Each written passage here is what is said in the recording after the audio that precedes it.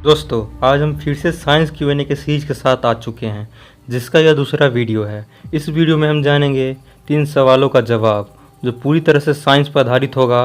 तो चलिए आरंभ करते हैं। पहला क्वेश्चन यह है कि नींद हमारे ब्रेन के लिए क्या काम करता है। इसका जवाब हम सीधे तौर पर जानेंगे। हमारे ब्रेन सेल्स में अत्यधिक उत्तेजना होने के कारण ब्रेन में बहुत सारे हार्मफुल सब्सटेंस बन जाता है, जो वाकई में बहुत ही डेंजरस होता है। वैज्ञानिकों द्वारा किए गए प्रयोग के आधार पर थ्योरी कहती है कि नींद की वजह से जो हार्मफुल सब्सटेंस बना होता है वो धीरे धीरे खत्म हो जाता है और हमारा ब्रेन नॉर्मल स्टेटस में आ जाता है। नींद हमें किसी चीज़ को अच्छी तरह से याद कराने में भी मदद करता है। जितनी भी शारीरिक प्रक्रिया नींद का फ़ायदा उठाता है वो आज भी सही तरीके से काम कर रहा है। इसका मतलब यह हुआ कि हमें किसी चीज़ को रिवाइज करने के लिए या कोई नया स्किल को सीखने के लिए नींद की खास ज़रूरत है। इन सभी चीज़ों को करने से ब्रेन का न्यूरल कनेक्शन में सुधार आता है और ब्रेन में बहुत से नए मेमोरी का फॉर्मेशन होता है। दूसरा क्वेश्चन यह है कि क्या हमारी धरती पर ह्यूमन का पॉपुलेशन का कोई लिमिटेशन है या नहीं। अब चलिए हम इसका जवाब जानते हैं। साल 2002 में हार्वर्ड यूनिवर्सिटी के सोशल बायोलॉजिस्ट एडवर्ड विल्सन ने एक अनुमान लगाया था कि हमारे पृथ्वी पर खेती करने योग्य ज़मीन इतनी है कि सिर्फ 10 अरब लोगों को ही भोजन प्राप्त हो सकता है। इस अनुमान में सभी लोगों को शाकाहारी माना गया था। इस संदर्भ में यह भी कहा जाता है कि अगर सभी मनुष्य का फूड हैबिट सेम रहा तो हमें 10 अरब पॉपुलेशन को खिलाने के लिए 4 पृथ्वी की ज़रूरत पड़ेगी।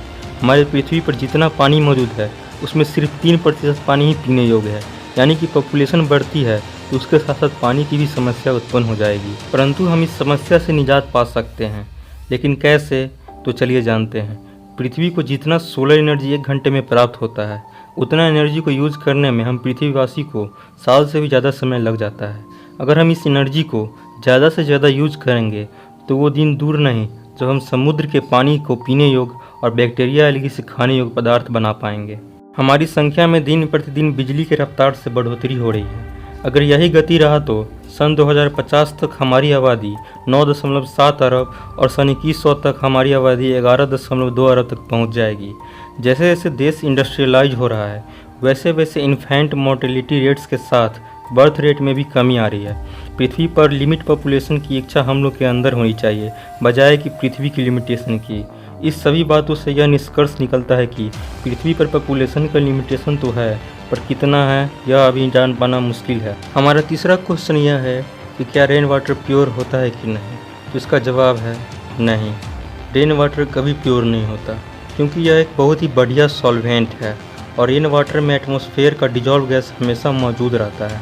यहाँ तक कि जो सुनसान इलाका है जहाँ पॉल्यूशन नाम की कोई चीज़ नहीं है, वहाँ के भी रेन वाटर हल्का सा एसिडिक होता है, क्योंकि जो कार्बन डाइऑक्साइड हवा में मौजूद होते हैं वो वाटर के साथ रिएक्ट करके कार्बोनिक एसिड बना लेता है। रेन वाटर का प्योर न होने का यह भी कारण है, जब बारिश की बूंद गिरती है तो वह हवा में मौजूद डस्ट पार्टिकल्स और बैक्टीरिया के साथ मिलकर गिरती है। तो रेन वाटर का प्योर होने का कोई सवाल ही पैदा नहीं होता। दोस्तों, कैसा लगा वीडियो कमेंट करके बताना। अगर अच्छा लगा हो तो लाइक और सब्सक्राइब जरूर कर देना।